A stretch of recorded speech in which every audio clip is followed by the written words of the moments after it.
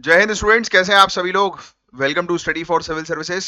आज है 8 सितंबर 2025 और आज के करंट अफेयर्स को हम लोग कवर करने वाले हैं। आप में से जो भी स्टूडेंट्स यूपीपीसीएस, यूपीएससी, बीपीएससी या किसी भी स्टेट पीएससी की तैयारी कर रहे हैं तो लेक्चर को एंड तक जरूर देखिएगा, क्योंकि यहाँ पर वो सभी न्यूज हम लोग कवर करते हैं जो आपके एग्जामिनेशन के लिए काफी ज्यादा इंपॉर्टेंट होती हैं। और गाइज, ये है हमारे ज्ञान सर, और ज्ञान सर का स्पेशल पेड बैच ज्वाइन करने के लिए आप इन दिए गए नंबर पर कॉन्टैक्ट करिए। आपके लिए हमारे पास है काफी सारे courses, UPPCS, BPSC, UKPSC, RO, BEO, UP triple SC exam, even Haryana, Rajasthan, Chhattisgarh PSC के प्रॉपर कोर्सेस, जहां पर आपकी जीरो से लेकर सिलेक्शन तक की प्रॉपर तैयारी करवाई जाती है। लेटेस्ट सिलेबस और लेटेस्ट ट्रेंड को ध्यान में रखते हुए प्रॉपर तैयारी होती है। तो फटाक से दिए गए नंबर पर कांटेक्ट करो और कोर्सेज को ज्वाइन करो। और अभी अपने साथ पेन और पेपर लेकर बैठिए, क्योंकि जो भी टॉपिक्स मैं आपको समझाऊंगा उसको आपको ध्यान से समझना है, फोकस के साथ। और कुछ चीजें मैं आपको नोट डाउन करवाऊंगा, जो आप जो है वो नोट डाउन करिएगा, और जो बोलूंगा सिर्फ वही चीज नोट डाउन करनी है, क्योंकि जो चीज आप नोट डाउन करोगे वो आपके नोट्स होंगे और वही आपके एग्जामिनेशन के लिए इंपॉर्टेंट होंगे।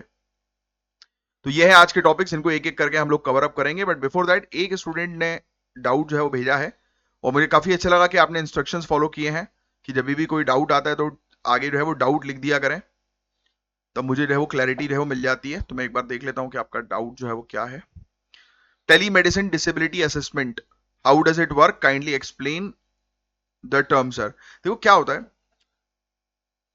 अगर कोई व्यक्ति डिसेबल्ड है और उसको किसी प्रकार की हेल्प जो है वो चाहिए, है ना, तो उसके लिए हेल्प मतलब इन द सेंस कि उसके डिसेबिलिटी से रिलेटेड जो जनरल क्वेरीज वगैरह जो होती हैं, है ना, तो उसके लिए एक हेल्पलाइन नंबर होती है 14456।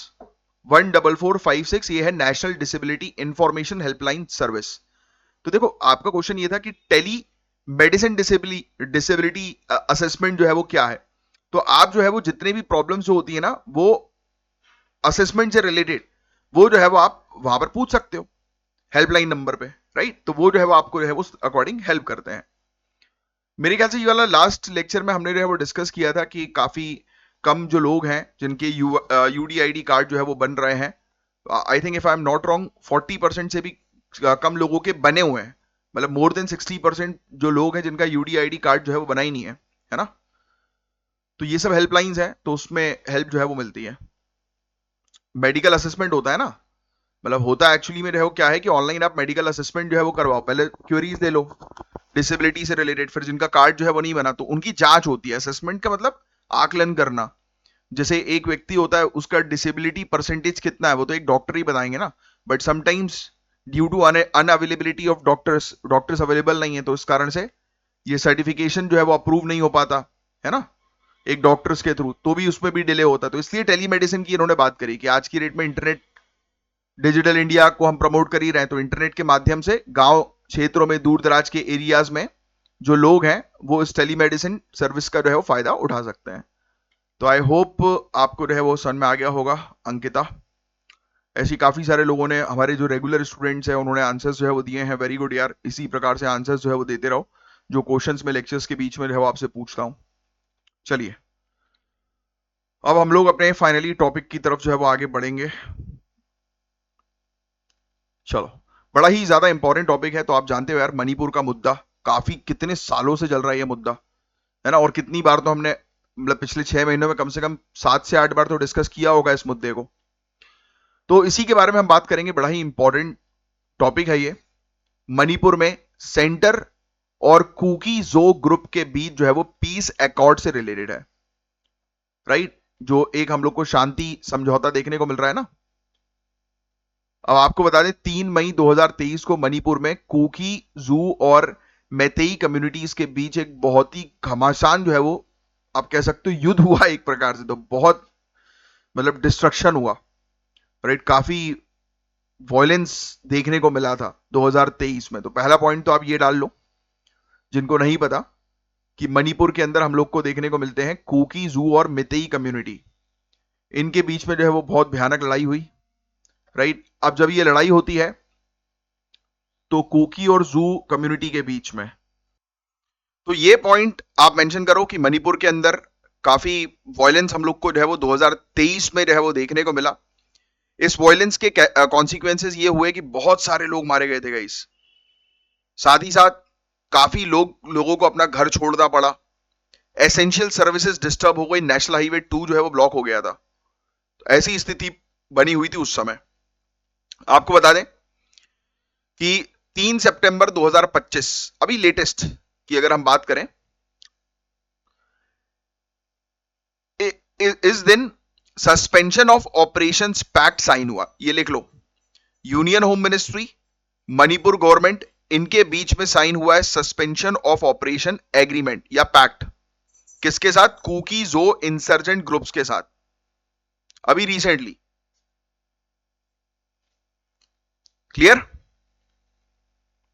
किस किसने साइन किया? ये बहुत इंपॉर्टेंट है, अक्सर एग्जाम में आता है। Union home ministry, Manipur government और कुकी जो इंसर्जेंट ग्रुप्स, इन्होंने मिलकर एक पीस एग्रीमेंट साइन किया, सस्पेंशन ऑफ ऑपरेशन पैक्ट, जिसको नाम दिया गया है। इस एग्रीमेंट के अंदर रीनेगोशिएटेड टर्म्स एंड कंडीशंस रखे गए हैं, मतलब पुराने ग्राउंड्स जो रूल्स थे उसको फिर से दोबारा देखा गया और चेंज किया गया। तो ये चीज ध्यान में रखिएगा, ये वाला जो पॉइंट जो पूरे लिखे हो ना, ये आपको हालांकि ऊपर लिखवा दिया है मैंने, तो ये चीज आपको थोड़ी सी ध्यान में रखनी है। नेक्स्ट, अब इसमें मेजर टर्म्स जो है वो क्या थे इस एग्रीमेंट के?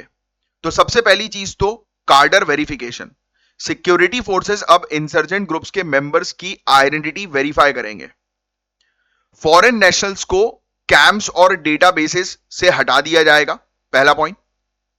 मतलब सिक्योरिटी फोर्सेस जितने भी इंसर्जेंट ग्रुप्स है ना, उनके मेंबर की आइडेंटिटी वेरीफाई करने के बाद जो फॉरेन, यानी कि जो भी आप कह सकते हो कि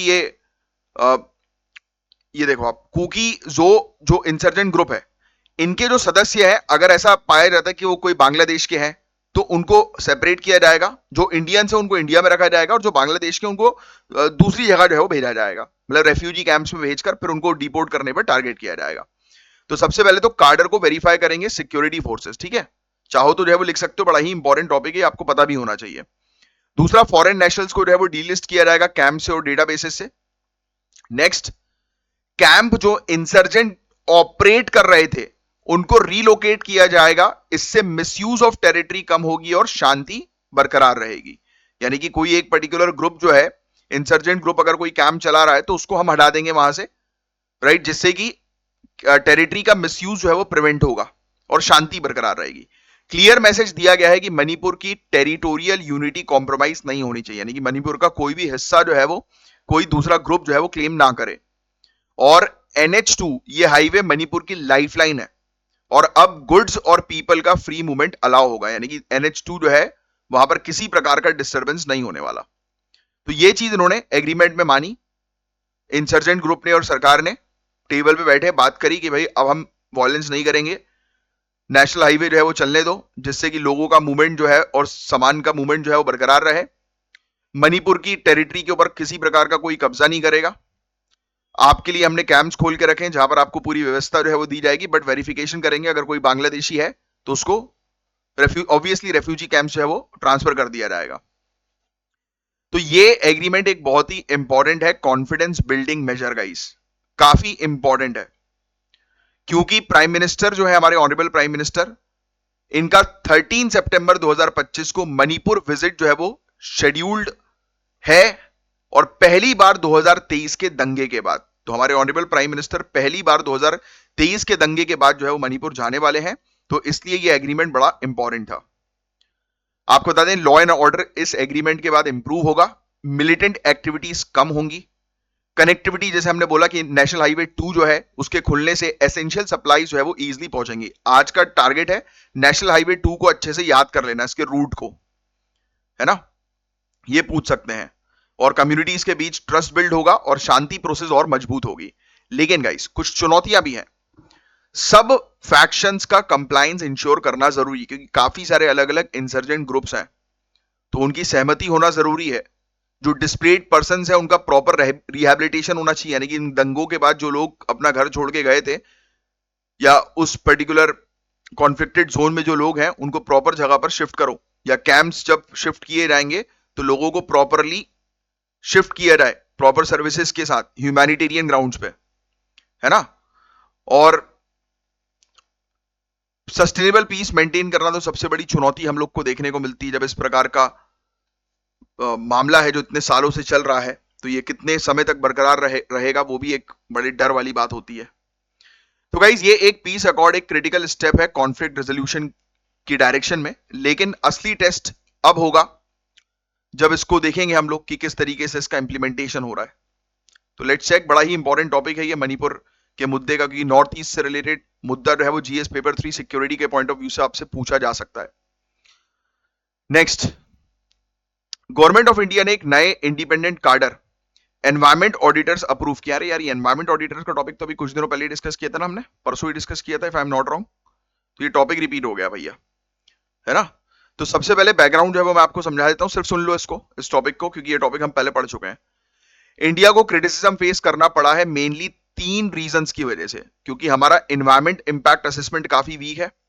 यस, ये क्या होता है सभी को पता है, एनवायरमेंट इंपैक्ट असेसमेंट। इसलिए नहीं पता तो इसलिए बोलता हूं मैं, कोर्स ज्वाइन करो, ये फटाक से ये जो दिया गया नंबर है इस पे कॉल करो और कोर्स ज्वाइन करो। ये तो बहुत इंपॉर्टेंट चीज है, और ये सब चीजें जनरल स्टडीज में पढ़ाई जाती हैं भाई। एनवायरमेंटल क्लियरेंस बोलते हैं ना हम लोग, वो यही है कि अगर कोई बिल्डिंग है तो सबसे पहले उसके बनने से पहले उसका एनवायरमेंटल क्लियरेंस लिया जाता है, तभी वो बिल्डिंग या फैक्ट्री जो है वो बनेगी। तो हमारे यहां पर इसके कंप्लायंसेस काफी वीक है। देख नहीं रहे हो, जैसे अगर निकोबार प्रोजेक्ट्स की बात करें हम लोग, ग्रेट निकोबार प्रोजेक्ट, 10 लाख से ज्यादा पेड़ गिराए जा रहे हैं, बट फिर भी अप्रूवल मिला हुआ है उसको। तो हमारा इंटरनेशनल लेवल पर भी देखा जाए तो एनवायरमेंट इंपैक्ट असेसमेंट काफी वीक है, पुअर मॉनिटरिंग होती है, और एनवायरमेंटल नॉर्म्स जो है वो इन्फोर्स बहुत पुअरली होते हैं। इवन हमारी जो सेंट्रल पोल्यूशन कंट्रोल बोर्ड है, स्टेट पोल्यूशन कंट्रोल बोर्ड है, उन्हीं के ऊपर बर्डन होता है पूरा ऑडिटिंग करने का। तो इसलिए थर्ड पार्टी ऑडिटर्स हम लेकर आए, यही तो चीज हमने लास्ट लेक्चर्स में भी डिस्कस की थी ना, if I am not wrong. तो एक इंडिपेंडेंट मॉनिटरिंग मैकेनिज्म की आवश्यकता थी, तो इसलिए एनवायरमेंट ऑडिटर्स जो है वो लाए गए हैं। ये ऑडिटर्स प्राइवेट एक्रेडिटेड एजेंसीज होंगी जिनको ऑथराइज किया जाएगा, यानी कि प्राइवेट कंपनीज होंगी जिनको ऑथराइज किया जाएगा, राइट। ये चीज ध्यान में रखनी है, ये लिखने की जरूरत नहीं, मैंने आपको लास्ट टू लास्ट लेक्चर में लिखवा दिया था ये।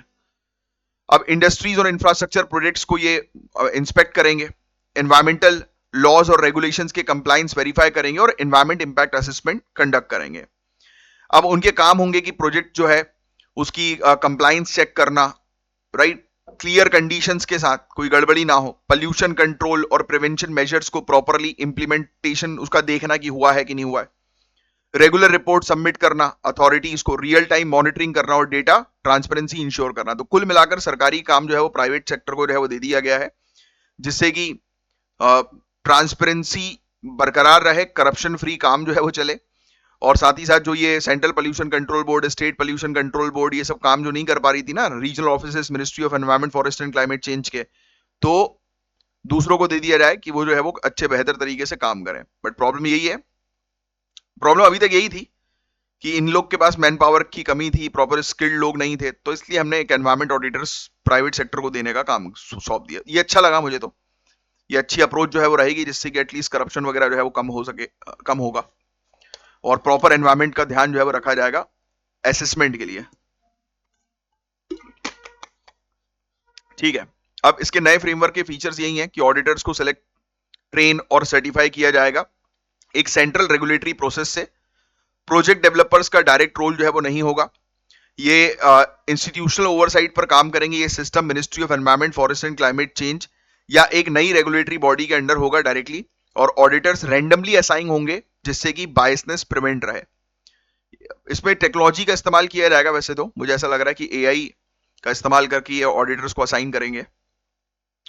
Real time monitoring, environment impact assessment का कंप्लायंस वेरीफाई करना, बायोडाइवर्सिटी को संरक्षित करने के नॉर्म्स प्रॉपर चल रहे हैं कि नहीं चल रहा है ये इंश्योर करना, पॉल्यूशन लेवल या पॉल्यूशन कंट्रोल नॉर्म्स को प्रॉपर फॉलो किया जा रहा है कि नहीं किया जा रहा, तो ये सब इंश्योर करना इन लोग का काम होगा, जो मैं आपको ऑलरेडी पहले भी बता चुका हूं। अगर गलत रिपोर्ट करती हैं ये कंपनीज वगैरह तो उनका लाइसेंस कैंसिल हो जाएगा, है ना, मॉनिटरी पेनाल्टी भी लगेगी, इवन क्रिमिनल चार्जेस तक लग सकते हैं। तो ऑब्जेक्टिव यही था गाइस, कुल मिलाकर कि डिसेंट्रलाइज किया जाए एनवायरमेंट इंपैक्ट असेसमेंट की पूरी प्रोसेस को, असेसमेंट में ट्रस्ट और न्यूट्रलिटी लाना, डेटा क्वालिटी इंप्रूव करना, पॉलिसी प्लानिंग बेहतर हो, पॉलिसी प्लानिंग को और बेहतर और मजबूत बनाना, है ना, पब्लिक कॉन्फिडेंस और ग्रीन क्लियरेंस की क्रेडिबिलिटी बढ़ाना, राइट। तो ये सब चीजें हैं, बट चैलेंजेस भी हैं। ट्रेन्ड ऑडिटर्स की अवेलेबिलिटी की कमी है, ब्यूरोक्रेटिक डिले हो सकता है, क्या पता ऑडिटर्स या ऑडिटिंग की कंपनी जो है उनको अप्रूव करने में ही देरी हो जाए, उनका एक्रीडिशन, उनको मान्यता प्रोवाइड कराने में ही देरी हो, तो भी दिक्कत हो सकती है, उसमें भी अगर कहीं करप्शन हो जाएगा तो और दिक्कत है लाइसेंस प्रोवाइड कराने में। सेंटर, स्टेट, लोकल बॉडीज के बीच कोऑर्डिनेशन इंश्योर करना भी जरूरी है। ऐसी प्रैक्टिस पूरे दुनिया भर में होती है। यूएसए के अंदर एनवायरमेंट प्रोटेक्शन एक्ट जो हम लोग को देखने को मिलता है ना, एनवायरमेंट प्रोटेक्शन एजेंसी, इसके under third party verified audits होते हैं।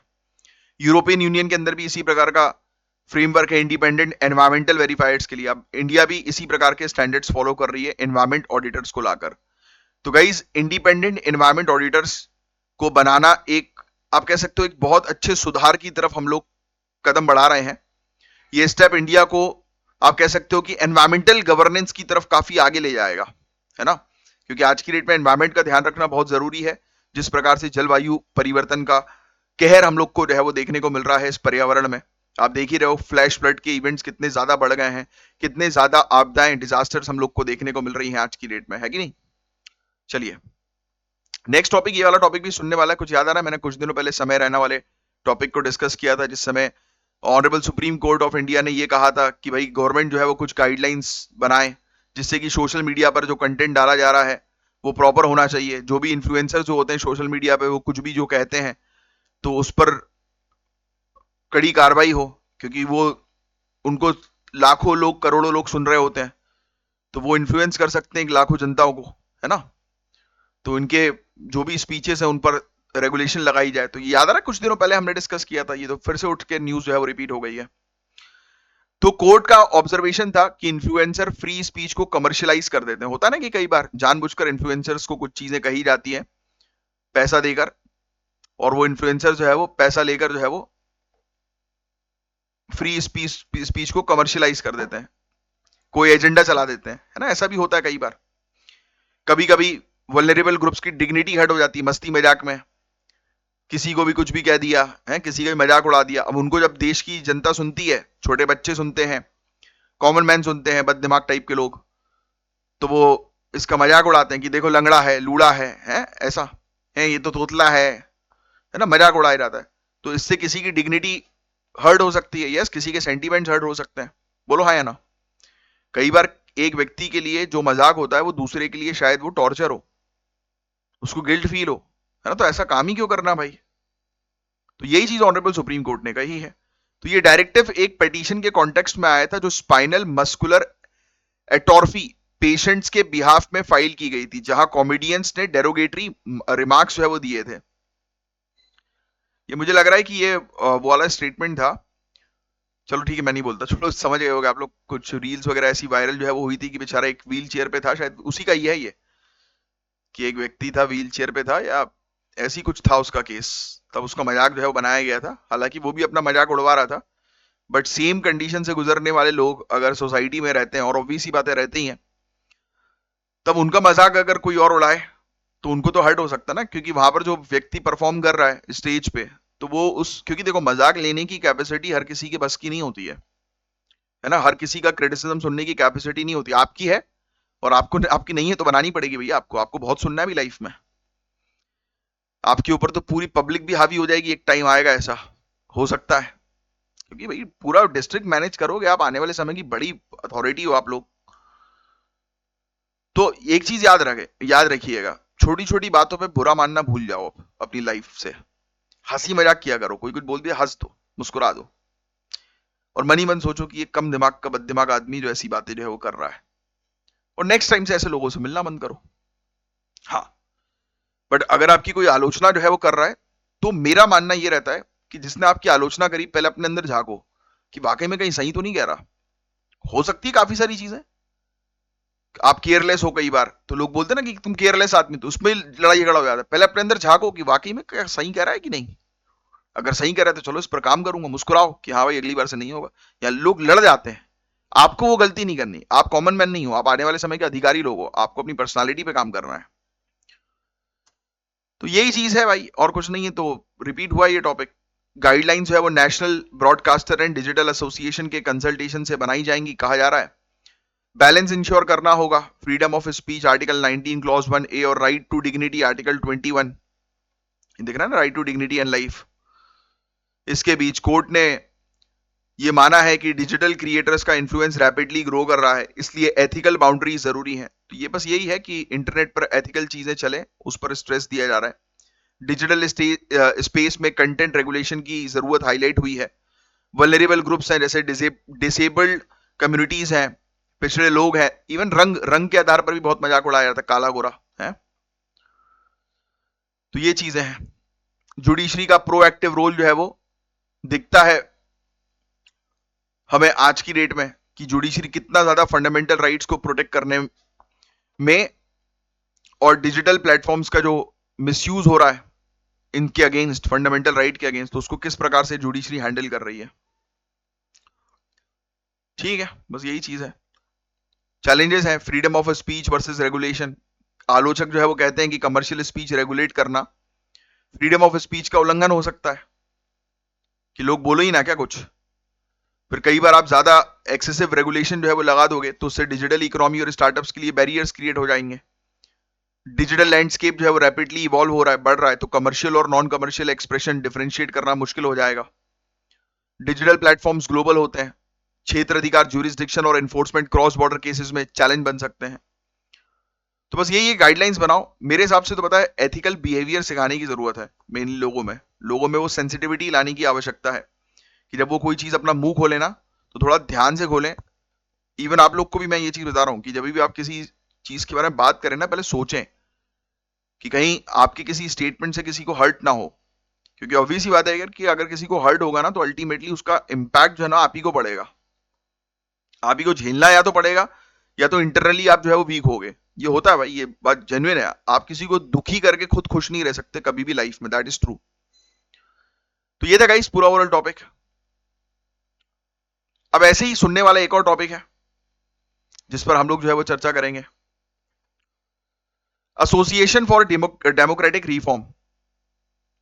इनकी एक रीसेंट रिपोर्ट में हाईलाइट हुआ है कि इंडियन पॉलिटिक्स का क्रिमिनलाइजेशन, जो कि हम जानते ही हैं कि पॉलिटिक्स के अंदर गुंडे भरे पड़े हुए हैं, और मैं तो इसको पर्सनल लेवल पे जानता हूं। मैं भी जब पॉलिटिक्स से जब जुड़ा था तो मैं अपनी क्वालिटी के लिए नहीं जुड़ा था कि मैं अच्छा बोलता हूं या जो भी XYZ फैक्टर्स। उस समय तो अच्छा बोलता भी नहीं था, बड़ा खतरनाक बोलता था मैं बट मैं जुड़ा जो था पॉलिटिक्स से, मैं डिस्ट्रिक्ट प्रेसिडेंट था। मैं पॉलिटिकल विंग का नाम नहीं लूंगा। पहले मैं जोनल प्रेसिडेंट था, फिर मैं जिला अध्यक्ष था अपने जिला का, भोपाल का। बड़े लेवल पे काम क्यों? क्योंकि उस समय मेरे अंडर एक कॉल पे जो है वो 500 लड़के खड़े रहते थे मिनिमम। जैसे मैंने एक फोन किया, 15 मिनट के अंदर 500 लड़कों को इधर उधर मैं कर सकता था। 500 मतलब बहुत होते हैं। मतलब कहीं किसी एक उसके अंदर खड़ा कर दो आप, यानी कि एक इवेंट में, तो वो दिखता है एक क्राउड। तो ये तब मेरा पोजीशन जो है वो बड़ी थी। तब मुझे एक ने बुलवाया था, एक ने अचानक से मुझे कॉल किया, जो स्टेट प्रेसिडेंट थे, ये राज्य अध्यक्ष थे।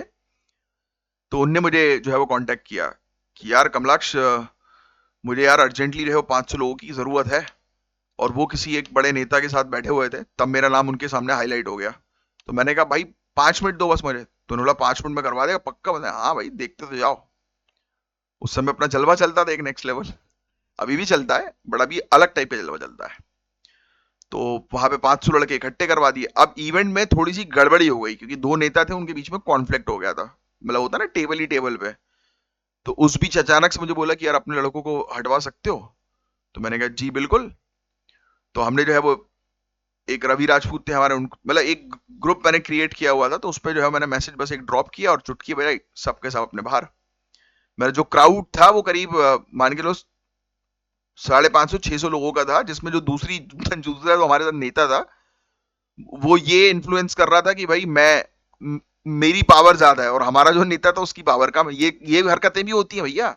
ये आप आगे चल के आप खुद ये सब नौटंकियां देखोगे पर्सनल लेवल पे। जब मैंने चुटकी में पूरे क्राउड को हटाया, तब वो जो नेता जो थे वो बड़े खुश हो गए थे मुझसे, बोलते कि अरे यार ये इसकी तो पावर अच्छी है, इसकी तो पकड़ अच्छी है। ये पकड़ नहीं होती, ये होती है गुंडाई। सिर्फ गुंडाई होती है। और गुंडागर्दी आप जितनी भी जगह देखेंगे, जितनी भी रैलीज निकलती हैं, ये होता है वो होता है, आप देखेंगे कि शहर के जितने भी बदमाश होते हैं ना, वो मेनली उसमें आपको नजर आएंगे। वहां पर कोई आपको कोई टॉपर नहीं नजर आएगा, कोई वहां पर आपको अच्छे लोग नहीं मिलेंगे। ये बात मैं आपको जेन्युइनली बताऊं तो, है ना। अगर जेन्युइनली अच्छे लोग को देखना चाहते हो आप, तो आप उनको किसी प्रोफेशन में देखोगे या ब्यूरोक्रेसी में देखोगे, जो कि आप लोग उसकी तैयारी कर रहे हो, है ना। पॉलिटिक्स के अंदर ये दिक्कतें हैं कि वहां पर आपको सही टाइप के लोग नहीं मिलते, और मिलते हैं तो वो टॉप लेवल पे मिलते हैं, फिर जहां पर फिर लॉबी बहुत कम रहती है ना। सही लोग, मतलब सही जो पॉलिटिशियंस है वो फिर टॉप लेवल पे रहेंगे, तभी वो सही रहेंगे। बट बाकी ग्राउंड लेवल पे जो ये रैली और ये सब चलती है ना भाई, मैंने खुद, मुझे पैसे जो मिलते थे शराब के और इसके चाय नाश्ते के, अच्छे पैसे। मतलब एक एक रैली अगर कंडक्ट जो है वो करानी है, तो ये बात मैं कर रहा हूं आपसे 2009 10 11 की, तो उस समय मैंने खुद 2-2 लाख रुपए जो है वो उठाए, 3-3 लाख रुपए उठाए, ऐसे मिलते थे पैसे कि लो भाई ऐश करो, बंटवाओ और बुलवाओ सबको। तो जो आदमी चाय समोसा सिगरेट दारू इनके चक्कर में पहुंच रहा है, तो वो तो फालतू ही है ना। आपको कोई बोले कि यार चाय और समोसा मिलेगा, चल वहां पे जाके खड़े हो क्या, आप बोलोगे चल बे, ऐरा गैरा समझ रखा है क्या। अपनी वैल्यू खुद बनाओ, कभी मत जाना, ये भिकमंगाई होती है लाइफ में, कभी नहीं। आप अपनी सेल्फ रिस्पेक्ट अपने साथ जो है वो रखिए। कोई आपको लालच दे के जो है बुलवा रहा है तो शांत रहो, अभी कुछ बोलने की जरूरत नहीं, मन ही मन बोलो कि बेटे एक दिन डंडे मारेंगे तुम्हारे रैली के लोगों को जब उल्टे काम करोगे, तो वो हम ही होंगे। अप्रोच थॉट प्रोसेस अपनी डिफरेंट करो, फालतू किसी के साथ अपनी बेइज्जती नहीं करानी है। तुम्हारा दोस्त जा रहा है तो तुम भी चले गए, क्यों जाना है भाई, कोई जरूरत नहीं जाने वाने की। चलिए आगे बढ़ते हैं। तो देखो यार, ये रिपोर्ट सामने आती है एडीआर, ये वाली रिपोर्ट है, लिखने की जरूरत नहीं, एसोसिएशन फॉर डेमोक्रेटिक रिफॉर्म। अब ये रिपोर्ट जो है वो हमें बता रही है कि 27 स्टेट असेंबलीज और 3 यूनियन टेरिटरीज और यूनियन काउंसिल ऑफ मिनिस्टर के डेटा को उन्होंने एनालाइज कर लिया। अब जो ये फैक्ट सामने आ रहे हैं बड़ी शॉकिंग है। 643 मिनिस्टर्स का एनालिसिस हुआ, जिसमें से 47% ने अपने अगेंस्ट क्रिमिनल केसेस डिक्लेयर किए हैं। सीरियस क्रिमिनल केसेस 27 मिनिस्टर पे हैं, 27% मिनिस्टर। मर्डर के चार्ज हैं, अटेम्प्ट टू मर्डर के, किडनैपिंग के, क्राइम अगेंस्ट वुमेन के, ये सब चार्जेस हैं। क्या ही बोले भाई, और एक तो नैतिकता है नहीं। वो हाईवे वाला केस तो देखा ही होगा, है क्या तो चल रहा है भाई। इन्होंने बोला कि पॉलिटिशियंस को वोट सिक्योर करने के लिए क्रिमिनल्स पर डिपेंड रहना पड़ता है, दैट इज ट्रू। और ये धर्मवीर कमीशन का जो है वो कहना था, ये लिख लेना भैया, ये ऐसे कमीशन का रेफरेंस जो है वो जरूर दिया करो। फंड कैंपेनिंग करनी पड़ती है, तो मैंने तो आंखों के सामने देखी और क्या की भी है, क्या ही बोलूं मैं, रियलिटी। हाई कॉस्ट इलेक्शंस होता है, इलीगल फंडिंग होती है, क्रिमिनल्स को एडवांटेज देता है, ये सब चीजें। मंडली होती है, पूजा होता है, कार्यक्रम होती है, दैट इज गुड भाई, कम्युनिटी इवेंट बहुत अच्छे होते हैं। बट आपको पता है यही सब कम्युनिटी इवेंट्स जो लोग कंडक्ट करवाते हैं वो पॉलिटिशियंस होते हैं, छोटे लेवल के, छोटे भैया पॉलिटिशियंस। और यही जो है वो आगे चल के बड़े नेता नगरी में पहुंच जाते हैं। आप देखेंगे आपके घर के आसपास जो ये झांकी वगैरह बैठती है, दैट इज गुड, अच्छे लोग भी झांकी बैठाते हैं, बट बुरे लोग की संख्या इसमें बहुत ज्यादा है। ये भगवान को जो है वो एक भगवान का सहारा लेते हैं, सिर्फ क्राउड को जो है वो गैदर करने के लिए, अपनी पॉपुलैरिटी मेंटेन करने के लिए। अरे भाई तुम भगवान की रैलीज निकाल रहे हो और पोस्टर अपने फोटो की लगा रहे हो, देखते होते ना झांकियों में, आप देखना कभी बड़े बड़े पोस्टर झांकियों के बाहर जो है वो लगे रहते हैं, हाथ जोड़ते हुए एक नेताजी आपको दिखाई देंगे कि हमने करवाया, तुमने करवाया साले, यहाँ की पब्लिक से चंदा लिया गया है और फिर हुआ है, चंदा ना लेके करवाओ तो करो जो तुम्हें करना है, तुम्हारी मर्जी। वो भी करवाते हैं वैसे लोग, बिना चंदा लिए भी करवाते हैं, हमारे हमारे परिचित हैं ऐसे काफी ज्यादा, कि बिना चंदा के खुद से जो है फंड करते हैं, बिकॉज उनको अपनी पब्लिसिटी करना है। बट कुछ लोग बड़े, ये छोटे वाले लोग बड़े वो रहते हैं चालाक, ये पूरे घर घर जाके सबसे चंदा भी ले लेंगे और एक पोस्टर उन्हीं के जिंदगी के पैसे से लगवा देंगे कि देखो हमने किया, हाथ जोड़ते हुए है कि हमारी मंडली है, ग्रुप है हमारा। और यही ग्रुप जो है वो आगे चल के क्राइम्स में इन्वॉल्व होता है, फिर बड़े नेता जो है वो इन लोगों से अपने क्रिमिनल एक्टिविटीज है वो करवाते हैं। यही तो केस चलता है जो कि आप रियलिटी में देखोगे। कास्ट और रिलीजियस लॉयल्टीज, देखो मैंने लिखा ना रिलीजियस लॉयल्टी, जो मैं आपको बता रहा था वो ये आ गई है। ये रिलीजियस इवेंट्स कंडक्ट करवाना ही इनका मेन होता है, पब्लिक जनता को जो है वो फंसाना।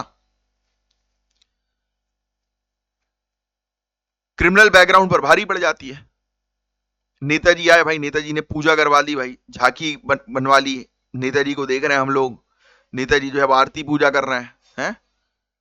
9 दिन नवरात्रि में जो है वो ढोलक बज रहा है, आरती पूजा हो रही है, बहुत बेहतरीन कार्यक्रम करवाया जा रहा है, भंडारा करवाया जा रहा है? 10वें दिन भाई साहब बैठ के शराब पी रहे हैं? 10वें दिन बैठ के शराब पी रहे हैं, लड़कियों को छेड़ रहे हैं। होते हैं ऐसे भी लोग, देखे मैंने, पर्सनल लेवल पे देखे, मैं जेन्युइनली आपको बता रहा हूं। और जब आप सिस्टम में घुसोगे तब भी आपको ऐसे लोग दिखेंगे। बट फिर भी मैंने बोला नहीं, क्लियरली क्या लिखा है कि क्रिमिनल बैकग्राउंड जो है रहता है इन लोगों का, पॉलिटिशियंस वगैरह का। और कई बार जो है वो ये रिलीजियस लॉयल्टी, कास्ट लॉयल्टीज इन पर भारी पड़ जाती है। ये आम आदमी समझ नहीं पाता। डेमोक्रेटिक वैल्यूज और रूल ऑफ लॉ खत्म हो रहा है। ट्रांसपेरेंसी और अकाउंटेबिलिटी कमजोर हो रही है क्रिमिनलाइजेशन के कारण। जस्टिस डिले या जस्टिस डिनाइड ही होता है फिर तो। अगर क्रिमिनल जो है वो ऊपर बैठा रहेगा तो वो तो आपसे पैसे ही लेगा भाई। रिस्क है भाई कि इंडिया का ट्रांसफॉर्म होना into a government of criminals by criminals for the criminals. सोचो आप, ये रिस्क है। कितनी मस्त चीज लिखी है, ये चीज आप जो है वो नोट डाउन कर लो। गवर्नमेंट ऑफ क्रिमिनल, क्रिमिनल की सरकार। बनाई किसने? क्रिमिनल ने सरकार। किसके लिए बनाई? क्रिमिनल्स के लिए बनाई, क्योंकि ये तो हेल्प तो करेंगे क्रिमिनल्स को ही ना, क्योंकि इनका बैठक ही वैसी है, तो करना ही पड़ेगा। और दूसरी बात, काम भी तो इनको उन्हीं लोग से कराना है, छुट भैया लोगों से। बड़ा खतरनाक गेम है भाई ये। ठीक है, तो क्रिमिनलाइजेशन को खत्म करने के लिए क्या स्टेप्स जो है वो लिए गए हैं? तो रिप्रेजेंटेशन ऑफ पीपल एक्ट 1951 का सेक्शन 8 क्लॉज 3, 2 साल से ज्यादा की जेल वाले कन्विक्टेड कैंडिडेट्स को 6 साल तक डिस्क्वालीफाई किया जाता है। दूसरा, ये चीज लिख लेना भाई, है ना, एक कानून भी लाया गया है कि किसी के ऊपर अगर 2 साल से ज्यादा की सजा हुई है तो 6 साल तक जो है उसको रिलीज के बाद जो है वो कोई भी इलेक्शंस लड़ने नहीं दिया जाएगा, डिस्क्वालीफाई कर दिया जाएगा। बट एक्चुअल में ऐसा होता नहीं है यार, this is the issue. Union of, कानून तो बहुत बने हुए हैं बट उसका पालन हो रहा है क्या? नहीं हो रहा। Union of India versus ADR का एक मामला हम लोग को देखने को मिला था 2002 का, कि कैंडिडेट्स को क्रिमिनल रिकॉर्ड डिस्क्लोज करना मैंडेटरी है, लिख लेना ये भी। Lily Thomas versus union of India का तो बहुत ही इंपॉर्टेंट केस है, 2013, ईयर के साथ याद रखना है। इमीडिएटली डिस्क्वालीफाई करिए, ये कहा गया था कि अगर कोई पॉलिटिशियन क्रिमिनल चार्जेस में है, क्रिमिनल केसेस में है, हीनियस चार्जेस उसके ऊपर लगे हैं, तो इमीडिएटली डिस्क्वालीफाई उसको करो। Public interest foundation versus union of India, political parties को अपने कैंडिडेट्स के क्रिमिनल रिकॉर्ड पब्लिक करना है। पब्लिक क्या करना है? पॉलिटिकल पार्टीज को एक्सेप्ट ही नहीं करना चाहिए। बट फिर जीतेगी कैसे पॉलिटिकल पार्टीज? क्रिमिनल्स ही तो उनको खिलाएंगे। चैलेंजेस यही है, कन्विक्शन कम होते हैं इनके खिलाफ, केसेस तो बहुत सारे होते हैं बट केसेस में जो है ये फंस नहीं पाते, क्योंकि उससे पहले ही ये सेटलमेंट करवा लेते हैं या धमका देते हैं। आम आदमी सोचता है कि क्यों पड़े इन लोगों के चक्कर में, दरिंदों के चक्कर में और परेशान हो जाएंगे। करते ही ये लोग परेशान। वोटर अवेयरनेस बहुत कम है गांव क्षेत्रों में, पॉलिटिकल विल की कमी है स्ट्रिक्ट रिफॉर्म्स इंप्लीमेंट करने में।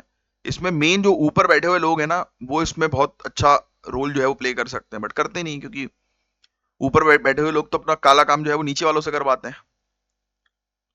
सीरियस पेंडिंग केसेस वाले कैंडिडेट्स, हीनियस क्राइम्स को बैन करना जरूरी है।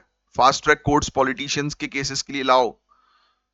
वोटर के बीच में अवेयरनेस क्रिएट करो। इलेक्शन कमीशन ऑफ इंडिया को ज्यादा पावर्स दो, अथॉरिटीज दो। पॉलिटिकल पार्टी अकाउंटेबल हो जाए तो सब कुछ हो सकता है भाई।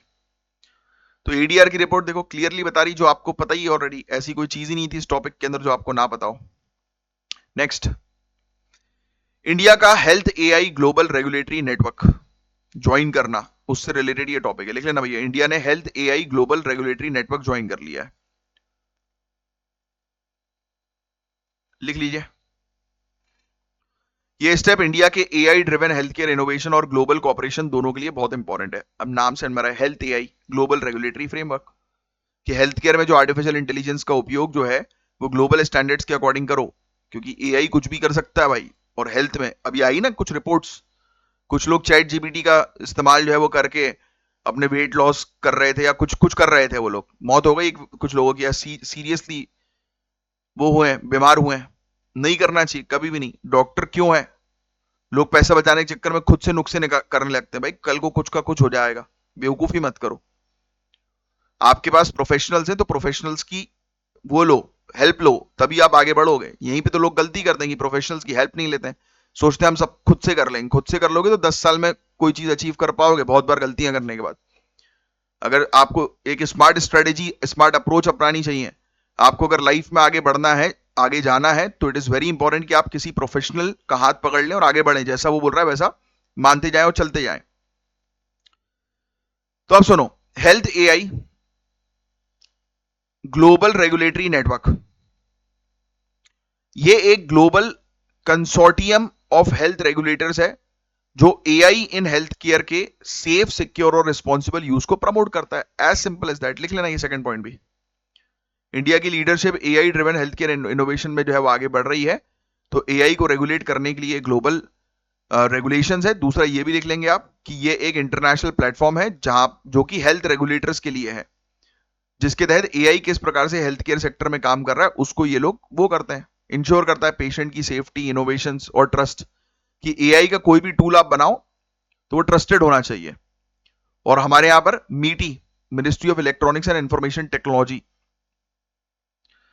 के तहत इंडिया एआई, हमारा खुद का प्लेटफॉर्म है एक, इंडिया एआई। अब हम ग्लोबल लेवल पर पहुंच गए, पहुंचा दिया हमने इसको, कि हमारे रेगुलेटर्स भी ग्लोबल रेगुलेटर्स के साथ बैठेंगे और ये इंश्योर करेंगे कि एआई जो है वो हेल्थ केयर सिस्टम में गड़बड़ियां ना करे किसी भी प्रकार की। ठीक है, ये भी लिख लेना, ICMR, national institute for research in digital health and data science, तो ये रिसर्च और इंफ्रास्ट्रक्चर पर फोकस करता है, डिजिटल हेल्थ और डिजिटल डेटा साइंस के। Indian council of medical research के अंडर ये हम लोग को देखने को मिलता है। इस कोलैबोरेशन का ऑब्जेक्टिव जो है वो क्या है, रेगुलेटरी ओवरसाइट जो है AI based health care tools में, उसको मजबूत करना है ना। ये कोलैबोरेशन के ऑब्जेक्टिव्स, ये पूरे के पूरे पॉइंट जो है वो लिख लो आप। सेफ्टी प्रोटोकॉल शेयर करना और एआई के परफॉर्मेंस क्लिनिकल सेटिंग्स में मॉनिटर करना, ये पूरे इसलिए लिखवा रहा हूं क्योंकि ये एआई हेल्थ केयर वाला टॉपिक एग्जाम में आएगा, तो इसके जो पॉइंट्स है ना, ये आप हर एक आंसर में लिख सकते हो। एआई को हेल्थ केयर से कनेक्ट करने वाले, जैसे ग्लोबल बेस्ट प्रैक्टिसेस प्रमोट करना, फेयरनेस होगी, सेफ्टी होगी, रिस्पॉन्सिबल एआई ड्रिवन इनोवेशन को एक्टिवेट करना, इनेबल बनाना, रिस्पॉन्सिबल इनोवेशन, जो भी इनोवेशन होना चाहिए रिस्पॉन्सिबल होना चाहिए, और trusted AI health care ecosystem build करना। इंडिया को ये हेल्प कैसे करेगा, तो इंडिया की पोजीशन जो है वो स्ट्रांग और होगी responsible AI in health care के मामले में। ग्लोबल एआई गवर्नेंस में इंडिया का रोल जो है वो बढ़ेगा। एआई टूल्स का safe integration health care sector में जो है वो और बेहतर हो सकेगा। बस यही है, बाकी और कुछ लिखने की जरूरत नहीं है। ये पूरी चीजें हैं कि एआई टूल जो है वो फेयर रहे, सिक्योर रहे, इफेक्टिव रहे, इक्विटेबल रहे, है ना। सेफ्टी पर फोकस रखना जो है वो जरूरी है। तो ये रिपीटेड चीजें हैं, ये लिखने की आपको आवश्यकता नहीं है, दैट्स इट। अब क्रिमिनलाइजेशन ऑफ पॉलिटिक्स जो टॉपिक मैंने आपको पढ़ा है उससे रिलेटेड क्वेश्चन है, ट्राई करो इसका आंसर देने की। ये तीनों स्टेटमेंट को देख लो, उनमें बताओ कि कौन सा स्टेटमेंट, तीन नहीं चार स्टेटमेंट है इसमें। देखो तीन ये पढ़ लो वीडियो को पॉज करके, पहले तो एक एक करके बताओ कौन सा 1 2 3 में से कौन सा करेक्ट है, फिर ये भी देख लेना है ना फोर्थ वाला में से कौन सा करेक्ट है।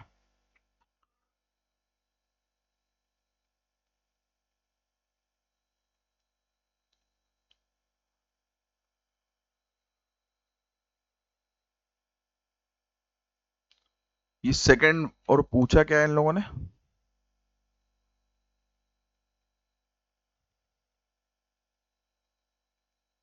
मैंडेटरी नहीं है ना, इसमें मैंडेटरी लिखा हुआ है तो ये इनकरेक्ट हो गया, मैंडेटरी नहीं है भाई। ठीक है,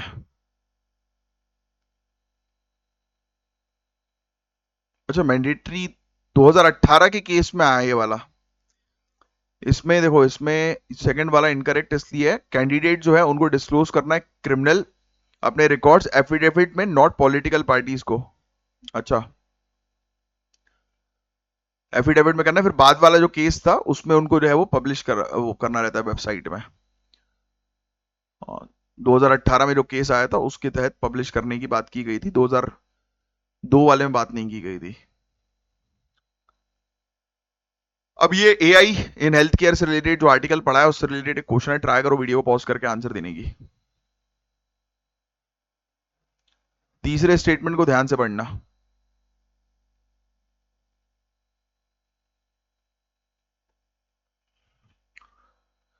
एआई इंपॉर्टेंट रोल प्ले करता है भाई पोस्ट ट्रीटमेंट सपोर्ट के लिए भी। और ये है मेंस का एक क्वेश्चन, ट्राई करो इसका आंसर देने की। अच्छा वीडियो पॉज कर लो, ट्राई करो इसका आंसर देने की। अच्छा लूप होल्स की बात की जा रही है कि लीगल फ्रेमवर्क में क्या लूप होल्स है। ठीक है, ये क्रिमिनलाइजेशन इन पॉलिटिक्स का तो बड़ा ही इंपॉर्टेंट टॉपिक है भाई। और ये है ज्ञान सर के पेड बैचेस इन दिए गए नंबर पर कांटेक्ट करके ज्वाइन करिए। अब मैं मिलूंगा आपसे नेक्स्ट लेक्चर में, तब तक के लिए bye bye, take care, have a great day ahead. जय हिंद, जय श्री महाकाल।